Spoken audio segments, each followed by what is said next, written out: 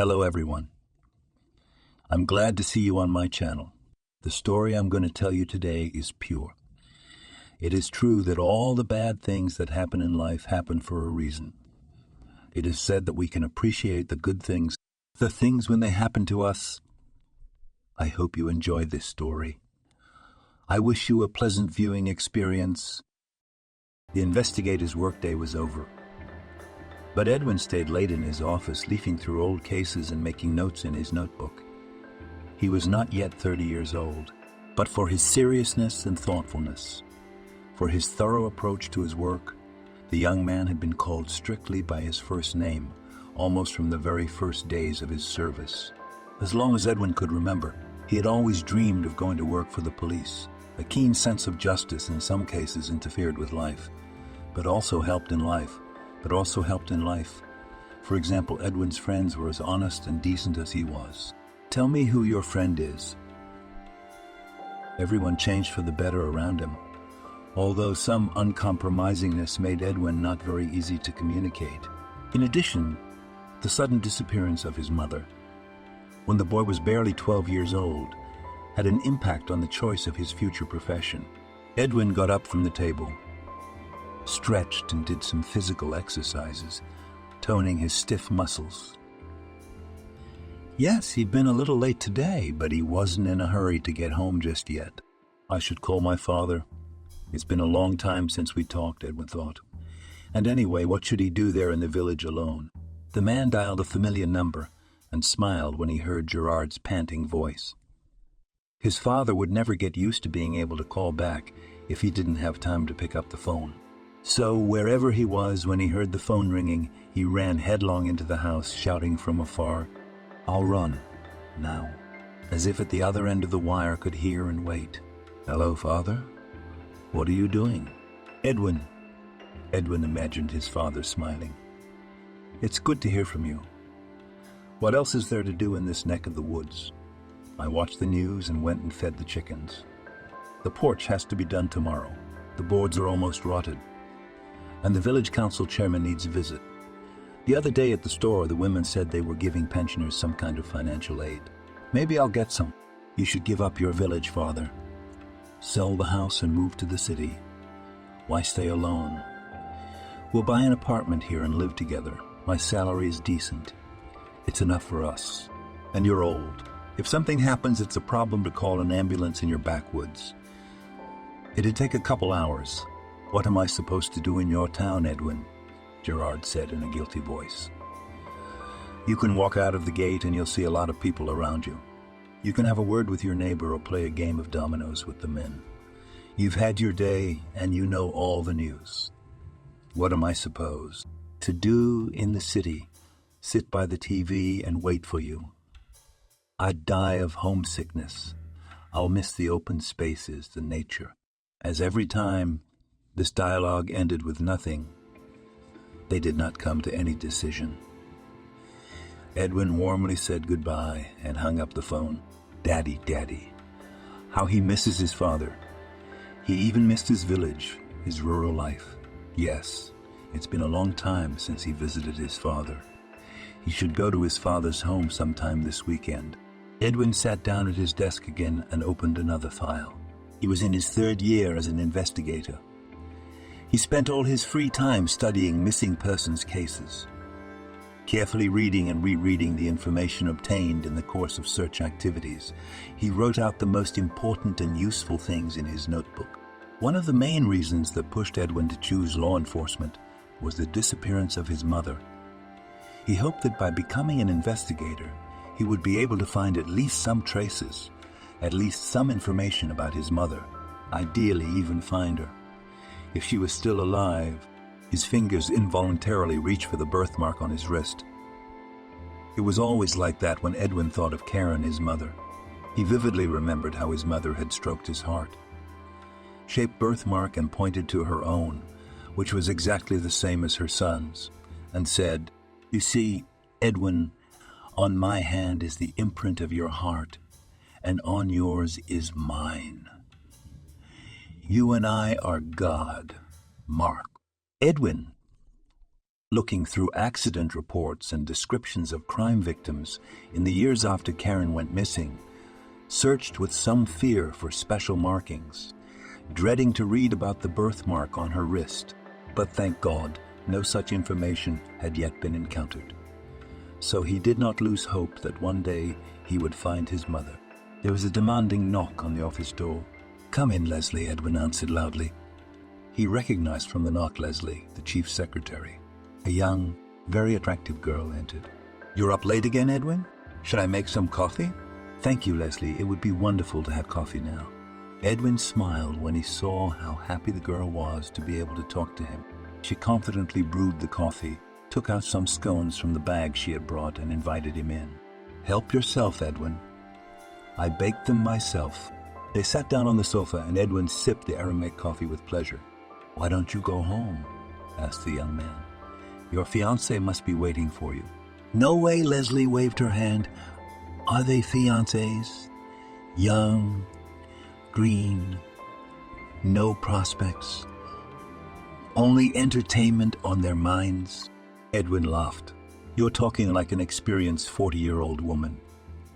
You're still so young yourself. You need to have fun too, and the fact that your fans are still young is not a disadvantage, but rather a virtue, which unfortunately passes with the years. And as for prospects, every general was once a private. If a young man like that were to marry you, he'd rise quickly through the ranks." "Come on, Edwin." Leslie turned away resentfully. "Why do you keep asking me to marry you? Maybe I have other plans." The girl looked at the investigator with a sly smile. "And yourself, Edwin. When do you think to marry?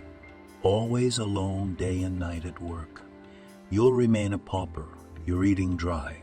Here and there, sandwiches and coffee. You should find a spouse to look after you, take care of you, feed you like a human being. You sometimes wear the same shirt for days at a time. It's not right. If you had a wife, you'd always sleep at home. Whenever I go home, you're all in your office looking for something, flipping through old files. That's my job, Leslie." Edwin sighed. "Irregular hours." "It's the police have irregular hours," the girl disagreed.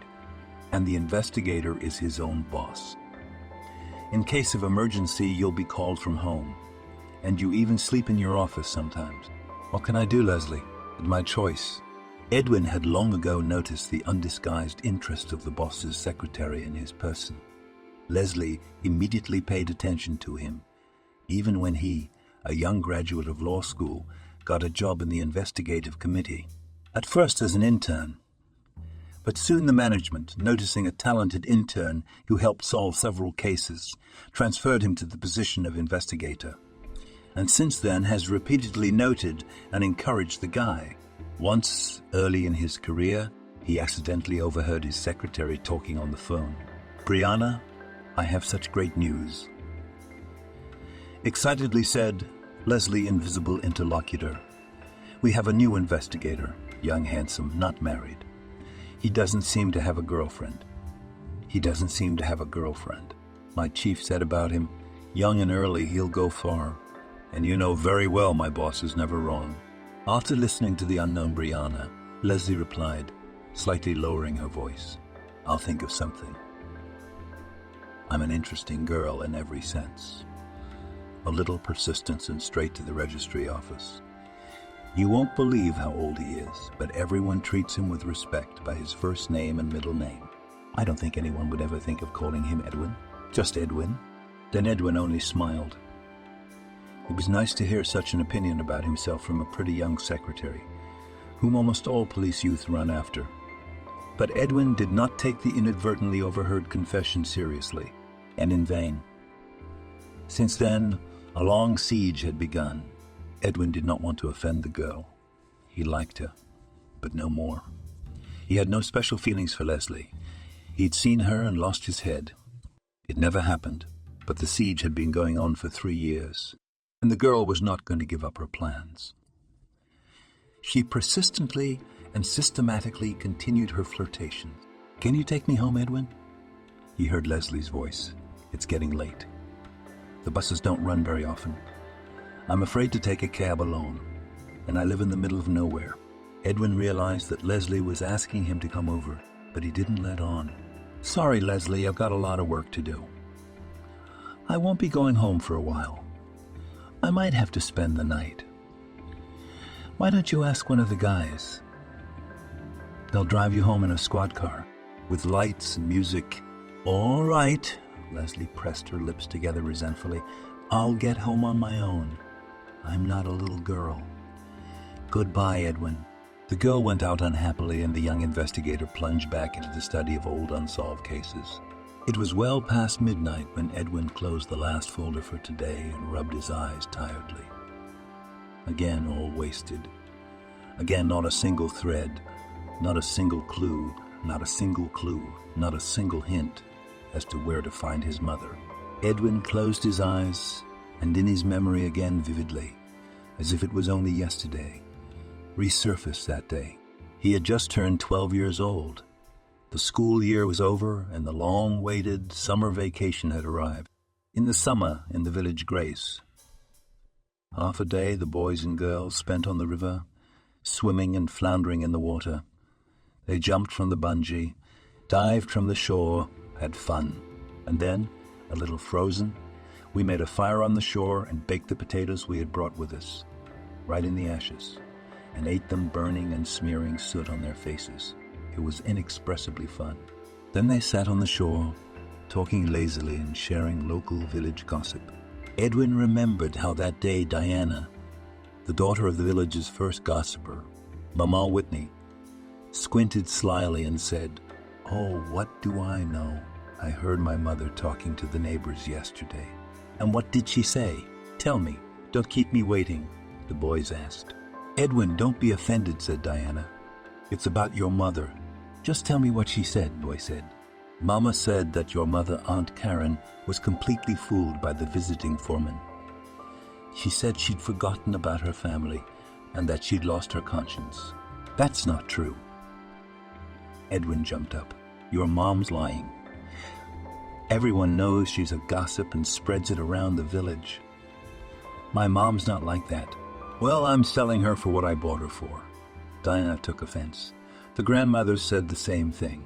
Edwin rushed home, smearing tears of resentment on his face. When he ran into the yard, he saw his father leaning against the door jamb. "What's wrong, Edwin?" his father asked worriedly, seeing the state of his son. "Father, why do they say all sorts of nasty things about my mother in the village?" Edwin asked with his eyes flashing. "Ah, that's what you mean," sighed his father. "Don't believe anyone, son. It's a village without gossip. And don't think badly of your mother. She only loves you and me. Is it true?" The boy smiled hopefully, and his tears dried up as if on cue. "Of course it's true, Edwin." Gerard hugged him. "Our mother will always be with us. You don't listen to anyone. Never." Then the gate creaked, and Karen entered the yard, a woman who worked as a milkmaid and had come back from her evening milking. Seeing her husband and son, the woman asked anxiously, "Gerard, Edwin, what is it that you are as out of sorts as you are?" Edwin rushed to his mother and buried his face on her breasts, breathing in the familiar smell of hay and milk. "Whitney's been telling the truth again." Edwin believed it, Gerard explained, hiding his eyes. Karen squatted down and looked her son carefully in the eyes. "Edwin, son, why are you so upset? Whitney is such a woman. She can't sleep unless she does something nasty to someone. Let's go inside. I'll pour some fresh milk." Edwin, who had calmed down at once, went into the house with his parents, and they drank milk and buns that his mother had baked the day before. During the night, Edwin heard his parents' tense voices through his sleep, discussing something behind the wall. And early in the morning, his mother left for her morning milking. Edwin never saw her again. All the next evening, Edwin waited in vain for his mother. Gerard paced restlessly from corner to corner, always looking at his watch. His mother was still gone. Finally, unable to bear the strain, Edwin suggested, "Father, let me run to the farm in case something happened." "Run, my son, run." Exhaustedly fell back in his chair. His hands were trembling. Edwin ran out of the house and ran to the farm, which was on the outskirts of the village. He raced at full speed, and anxiety and worry grew in his chest. There were no more milkmaids on the farm. Only the farm watchman, Justin, was raking the hay between the cow pens. "Justin, have you seen my mother?" the boy asked, panting and stammering with excitement. "So she left with all the women as soon as all the cows were milked," said the old man. "Why are you upset? Maybe you missed each other. Although it's been a couple hours already." Justin scratched the back of his head thoughtfully. Edwin ran home out of fear, on his way asking his neighbors if anyone had seen his mother. But they all shrugged their shoulders in surprise. When the tired boy came home, he realized at once that his mother wasn't home. Gerard was pulling on his jacket, obviously going somewhere. "Dad, where are you going?" "I'm coming with you." "Son, I'll go look for her myself. You stay at home. In case Karen comes home and there's no one home. We'll be looking for each other all night long." And the father, without waiting for his son's reply, went out of the gate. Gerard returned only in the morning, tired and upset. "Well, father?" Edwin rushed to him. "Did you learn anything?" "No, son." Shook his head. "I searched everywhere, even the nearest woods. There's no Karen anywhere. I found her handkerchief in the clearing." Gerard pulled his mother's colorful handkerchief out of his pocket. She wore it to work. "What shall we do, father?" Edwin asked in shock. "We must go to the police, to the city. We'll go to the policeman in the morning and then we'll see what he says." During the night, father and son hardly slept a wink. Only occasionally a doze came on and Edwin fell into a short, restless sleep. It was dawn and Gerard and Edwin went to the opposite end of the village, straight to the house of the local policeman. Alex, an elderly man who had worked as a policeman all his life, the local Anniskin, as the villagers affectionately called him, comparing him to the hero of the movie of the same name, was already awake. "Gavrilich?" "Edwin? Why did you come running in so early? What happened?" "My mum is missing, Alex," said Edwin, barely holding himself back from crying. "Gavrilich, Gavrilich, tell me what happened." "I don't know, Alex," Gerard said sadly. "After the evening milking, she didn't come back from the farm. I went to look for her. She was nowhere to be found. I only found the handkerchief outside the village. It was an accident. It was lying in the bushes." "Come on, let's go to the station," ordered the man. The station he called his room in the village council. "We'll decide what to do." They went hurriedly to the village hall. Everything inside Edwin was clenched with a bad feeling of foreboding, of longing and a sense of something irreparable. At the station, Alex made him tell everything in detail, gave him a sheet of paper, and told him to write a statement. And he himself called the police in the city and briefly recounted what had happened. As expected, they promised to start investigative measures only in 3 days. Although they asked Alex to start on the spot already now. After all, a village is not a city. Everything's out in the open, and a person can't disappear without a trace. The measures were carried out for several days. All the milkmaids who worked with Karen were interviewed. They showed that the woman left work with everyone else, but then told everyone that she forgot something and went in the opposite direction. According to the caretaker Justin, the woman never returned to the farm, and she was never seen again. All the time the investigation was going on, Edwin and Gerard lived like a volcano, waiting every moment for an eruption. His father was gaunt, had not shaved for almost a month, and looked like an abric. Edwin tried to calm his father, though even at his age he realized that nothing could be fixed. Even in the most hopeless case, there is still hope. One evening, Gerard called his son. "Edwin, son, come here." A bad feeling filled Edwin. "Did you find out something?" "Father, is she alive?" "Edwin, you and I will always wait for our mom, and we'll never give up hope. You hear that, son? She's not in any hospitals or morgues, and if she is, that means Karen's alive. Believe it, son." "Why are you talking so weird, Dad?" "They just don't investigate anymore. They've done what they need to do and put it away. That's it, Edwin. Many years have passed since then. The village speculated all sorts of things about Karen's disappearance. There was even some mythical maniac, supposedly living in the local woods and attacking young women. Gradually, however, things quieted down. One news story, no matter how loud it was, is replaced by another, and the old one is forgotten. After all, life does not stand still. Edwin lived with his father. Gerard never married again and raised his son alone, and Edwin for himself since that time decided that as soon as he finished school, will go to law school and will definitely become an investigator. And then he would look for his mother himself. After school, Edwin immediately went to the city and entered the institute without any problems. It was not difficult given his persistence and purposefulness. He graduated from the institute as a brilliant lawyer with a red diploma, and his dream came true. He is an investigator in the City Investigative Committee, and now for 3 years, every free minute to search for his mother. Requested cases of lost, as they were called in police circles, compared read from cover to cover, trying to find something in common with the case of the mother. And most importantly, he checked the descriptions and identities of the unidentified corpses to make sure once again that mother was not among them. Well, it's time to do the honors.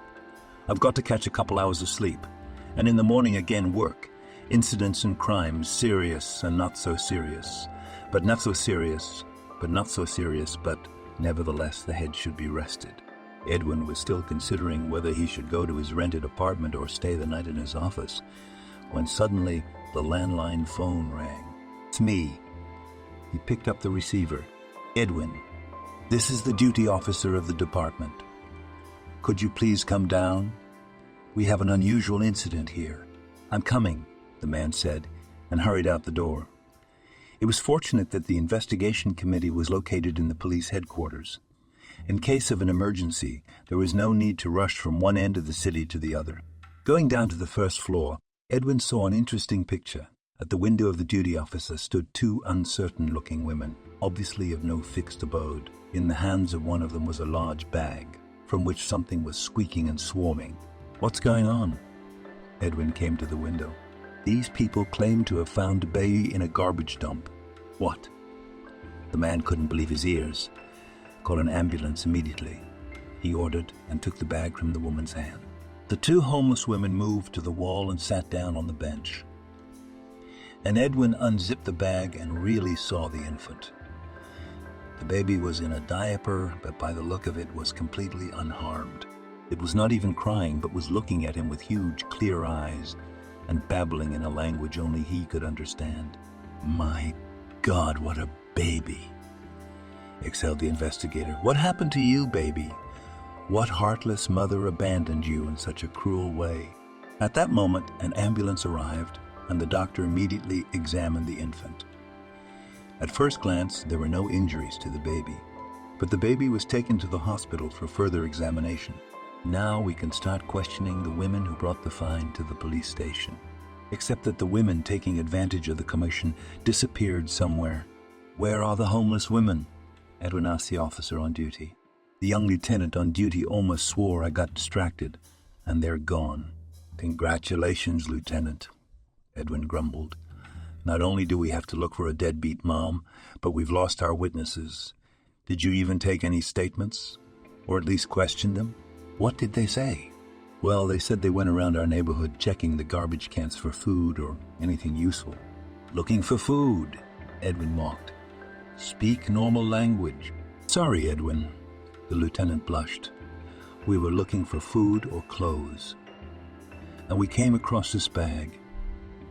Thought we'd found something useful, but there was a baby in it.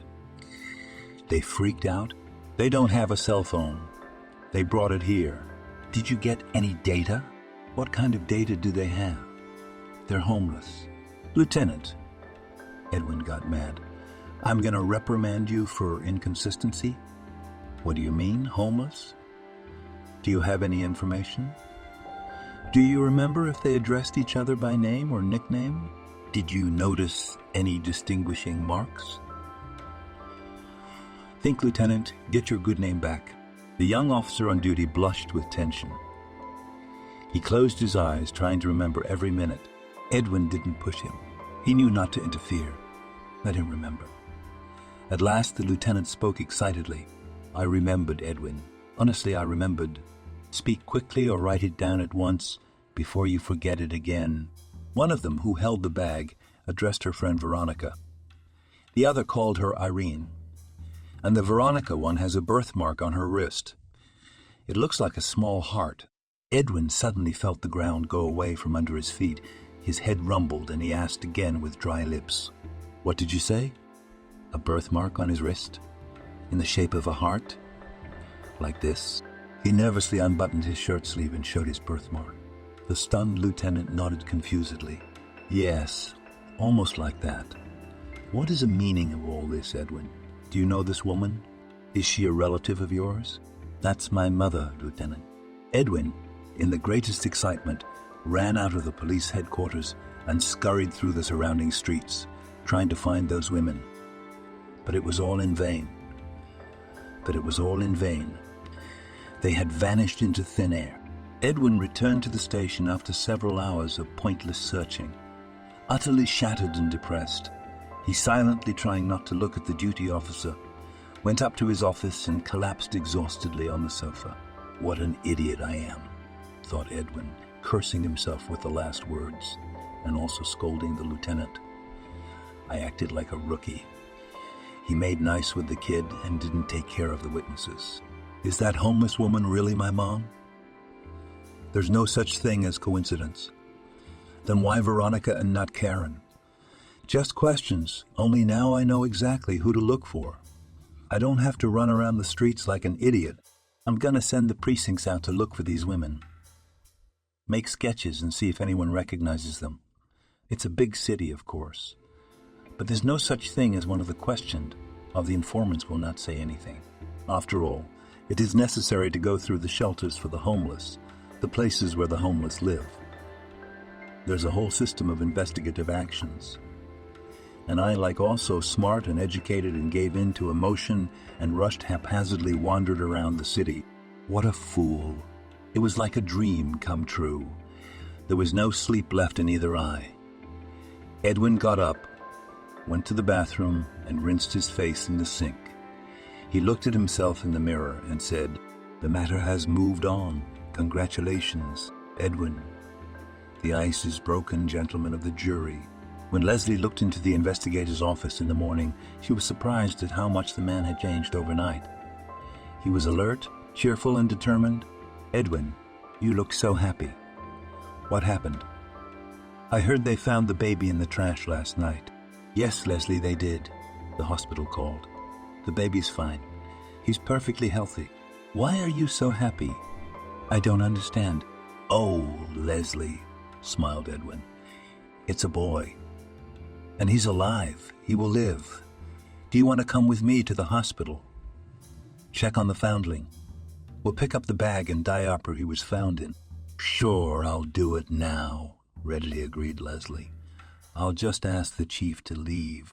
Half an hour later, the young people were on their way to the hospital. While Leslie went to the baby, Edwin took the necessary things from the chief physician and entered the room where the boy was temporarily placed.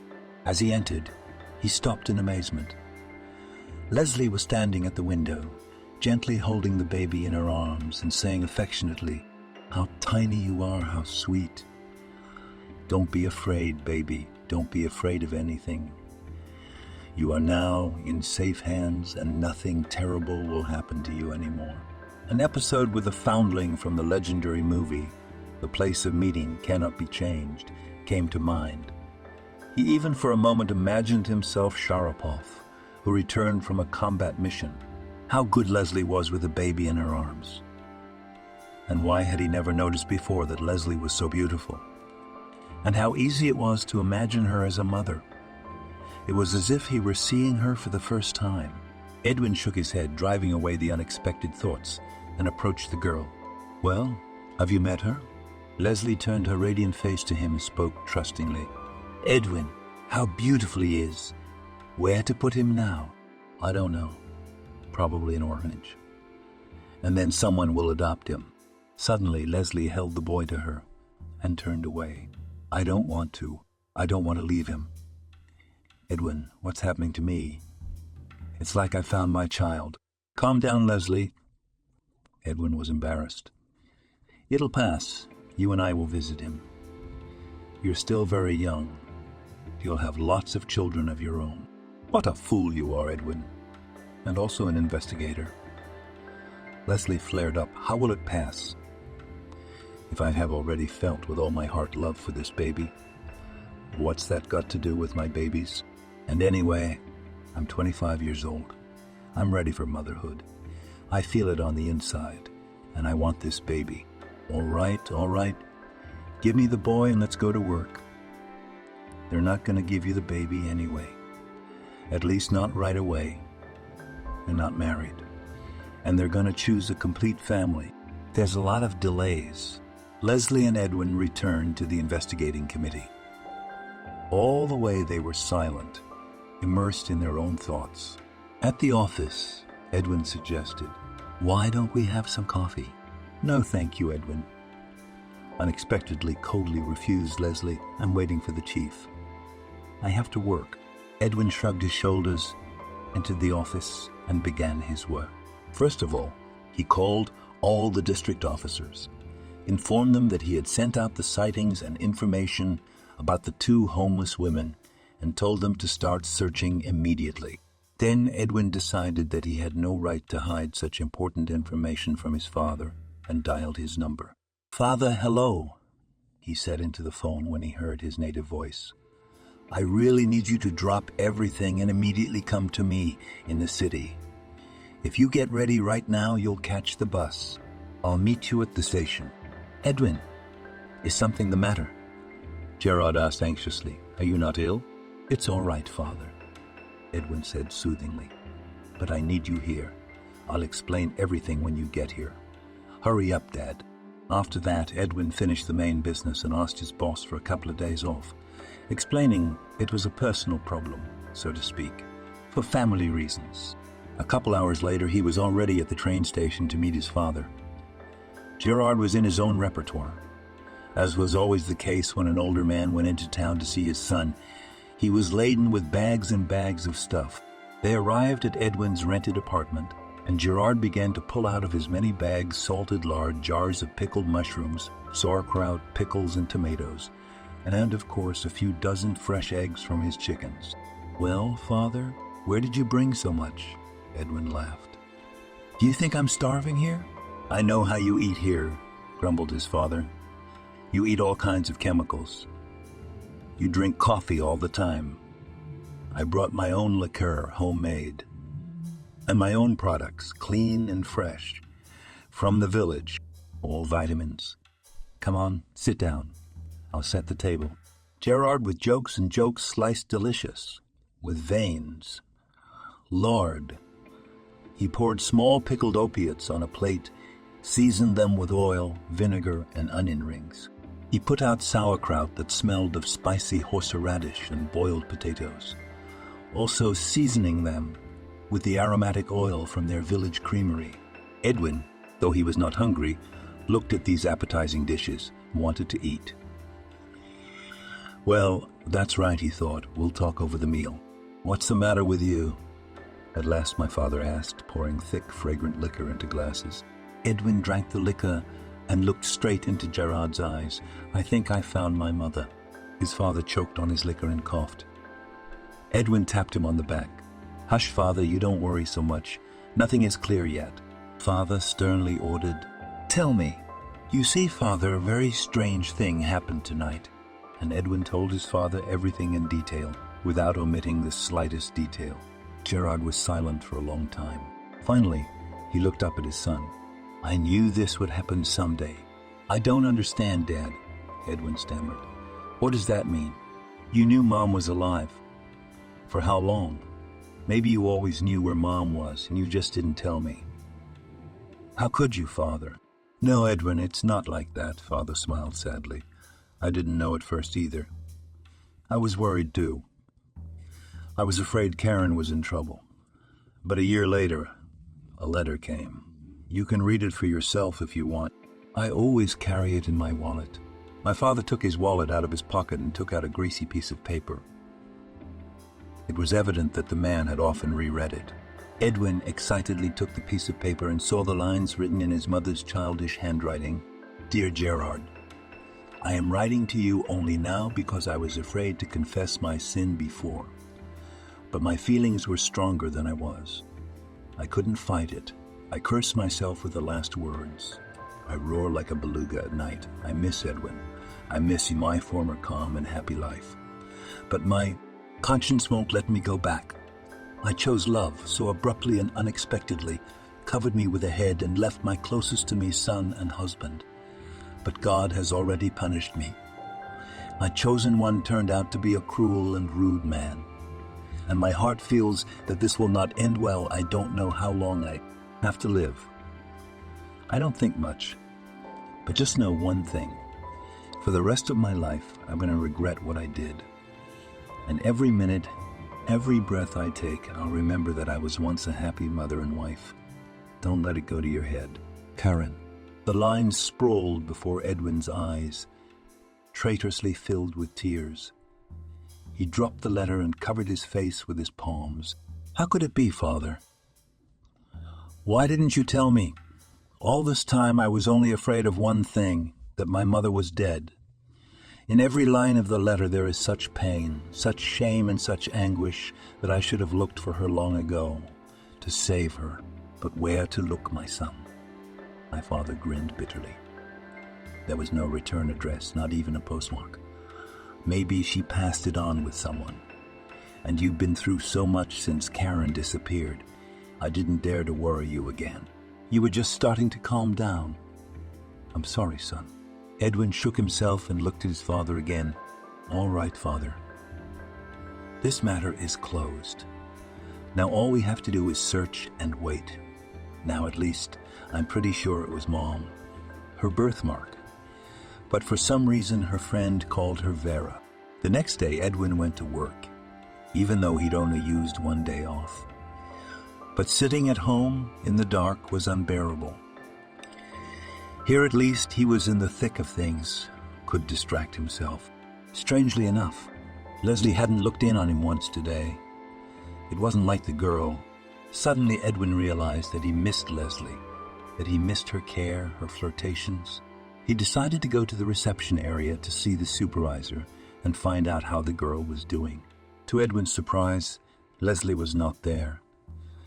He knocked on the accounting desk and asked the girls, I don't see Leslie. Is she okay? Well, you're up late, Edwin. The girls jumped. Leslie took a vacation. She's getting married. She's getting ready for the wedding. What wedding? Edwin marveled. What wedding? What are you talking about? Just like that marriage. Did you think she would chase after you and suffer for the rest of her life? Every girl dreams of marriage. Edwin suddenly felt hurt. How could this be? Only 24 hours ago he was sure that he seriously liked Leslie. She was showing such obvious signs of attention. He had not doubted for a moment that the girl was determined to win him over. Everything was transparent and absolutely predictable. And now she suddenly decided to marry. To whom on earth? Edwin strode into the study and felt deceived. For so many years, Leslie, a loyal admirer, was always there, making coffee, bringing him pastries, treating him, caring for him. And suddenly, it's all gone. And the girl really was a great cook. So why did she suddenly change? Maybe he'd done something to offend her. But Edwin, having analyzed his behavior with Leslie, had not found anything that could offend or insult her. All right, that's enough, Edwin decided. We'll talk about this later. Enough of this nonsense. There's a lot of important things to be done. And the most important of them all was to find Mom. The investigator started calling around to see what the results of the search for the homeless woman were. So far, no results. Then he started examining the bag containing the abandoned baby. It was just a bag, large utility bag. Obviously old, used for years, worn down in places. Looking carefully inside, Edwin's gaze suddenly caught on a piece of paper. He carefully removed the small piece and took out a magnifying glass to make out what was written on it. There it was. It was a scrap of a check. A regular supermarket check. The man carefully put the scrap of the check in a plastic bag and ran to the lab to give it to the experts. They would be able to squeeze everything they could out of the scrap. The diaper didn't tell us anything. It's just an ordinary baby diaper like millions of them. No identifying inscriptions or markings. Suddenly, the phone rings. I'm listening. Edwin, I think I have something for you. He heard the satisfied voice of an elderly policeman, Adam, from the outskirts of the city. Speak up, Adam. Don't be long. Edwin got excited. What do you have? Yesterday I was in an abandoned barracks. Well, where our local homeless people cluster. Showed me the sketches of these two women. Yeah, recognized them. Some time ago, 2 years or so, they'd been hanging around the barracks. One, Irene, had been homeless for a while. The other one, they say she's new. What do you know about her? The other one. Edwin hurried on. Nothing. I mean, not at all. They say she lost her memory. Couldn't even remember her own name. The same Irene found her in a vacant lot, unconscious, beaten up, frosty outside, snowdrifts all around. She dragged the poor thing to the heating duct and got out. She called her Veronica herself. But here's the thing, the precinct commander's a little confused. Just talk, Adam. Why do I have to pull every word out of you? You see, Edwin, when they got settled in this abandoned barracks, an old bum took a fancy to the new girl. He started harassing her, claiming her as his own. Irene took her rescued friend and ran away from the place. They never came back. So where are they now? Edwin was upset. We're looking, Edwin, we're looking. I've already got the local gang involved. We'll find them, don't worry. It's only a matter of time. Edwin thanked the policeman, said goodbye and hung up the phone. Poor Mom. What had she been through? He involuntarily stroked the heart on his wrist. His heart began to ache. Edwin went to the window and looked out at the city drowned in gloom. Here and there were the lights of apartments and street lamps. The city seemed peaceful and calm. But somewhere out there outside the window walked his mother, who had lost her memory, perhaps hungry and cold. He suddenly felt a great desire to share his worries with someone. If only Leslie were around, sweet and kind, Edwin would tell her everything. And she would have understood, sympathized, tried to comfort. Suddenly, there was a tentative knock at the door. Come in. Edwin broke away from his musings. Leslie hesitantly entered the office. Hello, Edwin, said the girl quietly. Leslie, rejoiced Edwin. You disappeared so suddenly. They say you are to be congratulated. Are you getting married? And who is the lucky man? Edwin realized he was saying the wrong thing. What an idiot, he mentally scolded himself. I don't know what to ask. I'm going out, Edwin, nodded the girl sadly. I've come to say goodbye. I'm going on maternity leave after the wedding. How fast you're going, Edwin joked inappropriately again. What's the matter with me? He was upset again. Leslie, sit down, let's talk. He invited the girl to the coffee table. Leslie obediently sat down. Do you want me to make some coffee? But I don't have any pastries as good as yours. How about a cookie? No thanks, Leslie said no. What's new with you guys? Did you find any witnesses? Did you find out anything about my baby? What do you mean, my baby? Edwin was surprised. That's what it means, Edwin. The girl raised her chin. He's mine. I'm collecting documents for his adoption. And now the child's family will be complete. It was like a puzzle was forming in Edwin's mind. Is that why you decided to get married? What did you guys think? That I devote my whole life to you. I want a family. And I love that boy at first sight. I have an admirer who would do anything for me. So I'll marry him and we'll adopt the baby. Edwin sat down beside Leslie and took the girl's hands in his palms. Leslie, he began softly. So much has happened in the last couple of days that my head is spinning. And in that time I've realized two things. One, my mother is alive, and I'm gonna find her. And the second thing is that I'm just a blind, indifferent chump. I almost lost the best girl in the world. Leslie raised her tear-stained eyes to Edwin. Is it true, Edwin? Enough with the first name, smiled Edwin. I'm opening your heart, confessing my love, and you all Edwin. Edwin. As if tasting the name, slowly answered Leslie. And the baby. Suddenly the girl was alarmed. What about the child? If I don't marry, they won't give it to me.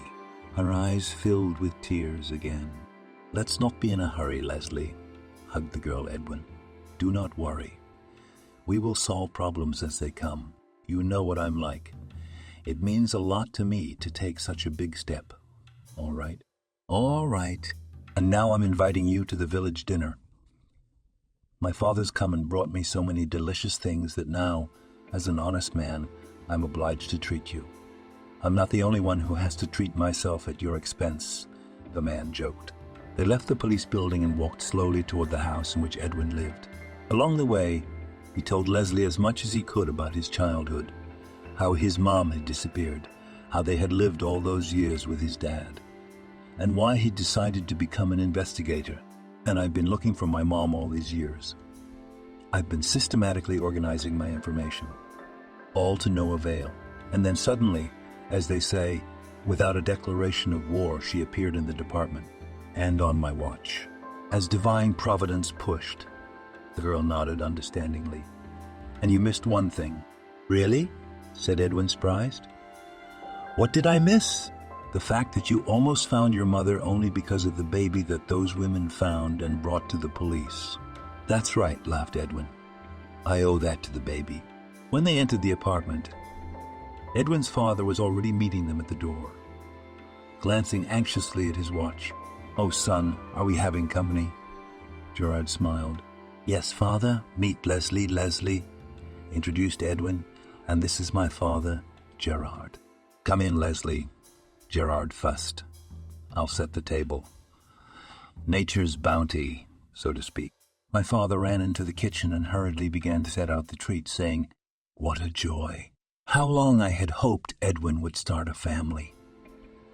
What a thing to see, such a positive, educated man with a solid job. But he's still a bum. It's high time for me to take care of my grandchildren. Come on, father, embarrassed son interrupted. You've already married me, so it's high time. You can't move on your own, so you need a push. The three of them were sitting in the small kitchen of Edwin's rented apartment, eating appetizing country gifts of nature, as Gerard called them, with the old man's sweet specialty liqueur. And everyone was so warm and relaxed, cozy and kindred. Finally, father couldn't take it anymore. Edwin, have you heard from Karen? Edwin pushed his plate away and told his father everything he had learned. That's the way it is, father. I have a feeling Mom will be found soon. So many people are already looking for her. He took a sketch out of his pocket and handed it to his father. Here, see what she looks like now. Gerard gently took the sheet with the police artist's sketch and stared at it.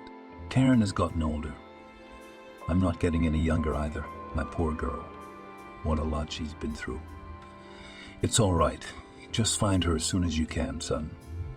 I'll make sure she gets well and remembers everything. Remember us. Thank you for watching this video to the end. Subscribe to the channel. Like it, write comments if you like the story, and see you on the channel.